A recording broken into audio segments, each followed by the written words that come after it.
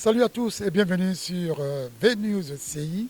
Bienvenue à votre rubrique les débriefs de Titi. Aujourd'hui, il s'agira donc de débriefer sur la rencontre qui a opposé le samedi 17 juin dernier l'équipe de la Zambie face donc à l'équipe de la Côte d'Ivoire dans le cadre de la 5e journée des éliminatoires de la Coupe d'Afrique des Nations Côte d'Ivoire 2023. Et le samedi 17 juin dernier, dans un stade de Ndola plein à craquer, les Zambiens ont accueilli la Côte d'Ivoire et cette rencontre a mis donc aux prises de ces deux équipes qui partagent la même poule, la poule H. Au final, ça a été une victoire éclatante et historique des Zambiens sur la Côte d'Ivoire sur le score de 3-0. Une victoire de la Zambie qui a fait jaser tous les Ivoiriens ici au pays et qui a fait que la plupart des supporters des éléphants de Côte d'Ivoire ont eu des mots pas gentils. Mais qu'est-ce qu'il faut retenir finalement de ce match? Cotiser pour ne rien, pour donner à des gars qui nous foutent la merde. Voilà, vraiment, excusez-moi, mais vraiment, je suis découragé, franchement. Jouer aussi, c'est pas beaucoup concentré, tu vois. Voilà, c'est pas beaucoup concentré. Et quand c'est une grande équipe, s'ils sont concentrés dans le match, là, ça c'est pas facile, ils vont que ce match jusqu'en 3 buts. Je crois qu'on doit redoubler d'efforts, sinon ça ne sera pas bon pour nous.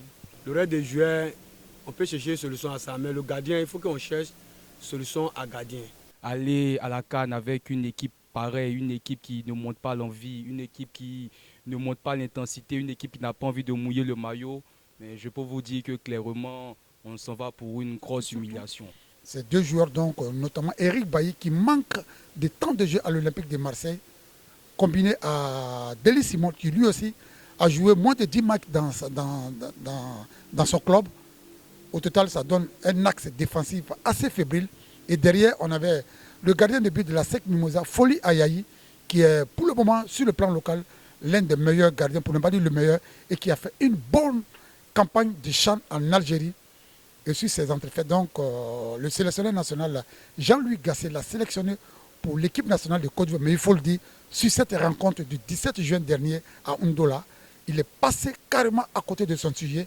Avec lui, il faut citer Aurier Serge Aurier, donc, sur le flanc gauche, sur le flanc droit de cette défense ivoirienne, qui lui aussi est passé à côté. Et quand on vient compartiment par compartiment, on constate que le milieu de terrain a été carrément inexistant. Les Zambiens ont laissé jouer la Côte d'Ivoire parce que quand vous voyez un peu les statistiques de ce match, la Côte d'Ivoire a eu 67% de possession de balles contre 33% des Zambiens. Mais les Zambiens ont attaqué la Côte d'Ivoire là où ça fait mal en possédant par contre. Et finalement, le plus logiquement du monde, ils ont battu la Côte d'Ivoire par 3-0. Oui, nous sommes pratiquement à 200 jours du début de la compétition de la CAN que la Côte d'Ivoire va organiser. Faut-il s'inquiéter de cette débâcle des Ivoiriens? Oui, parce que les Ivoiriens ont eu très mal.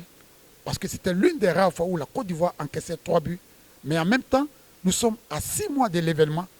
Il faut donc raison garder et ne pas brûler cette équipe ivoirienne.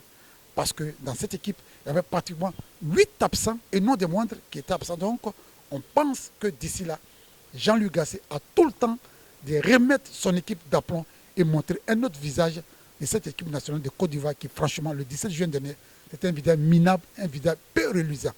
C'était le débrief de Titi. Merci infiniment et on se retrouve très prochainement.